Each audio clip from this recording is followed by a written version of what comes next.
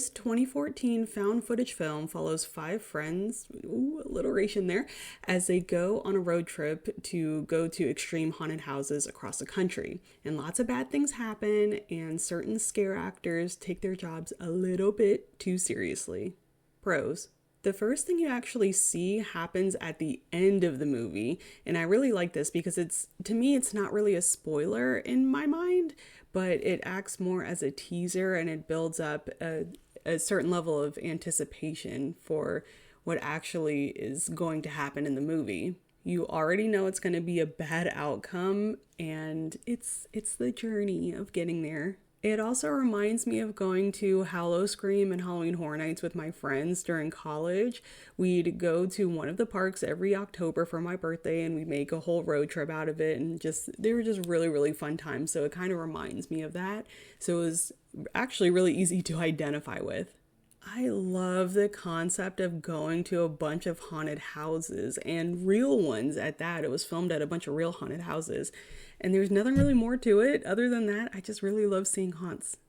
The House is October Built does have all of the normal tropes that any other found footage film would have, like the constant filming for no reason, the jump scares, etc. And I don't know why, like maybe it's the clothing. I have no idea why, but it just feels dated at this point. So I remember when The House is October Built came out, and I didn't see it in theaters, but I saw it a bit later streaming, and I loved it. I thought it was great, and I'm a fan of found footage normally, so I thought it was actually pretty good. But looking at it, 10, 11 years later, it does feel dated, not really realistic. Not that, well, I don't know, is it trying to be? Is it not trying to be? I have no idea.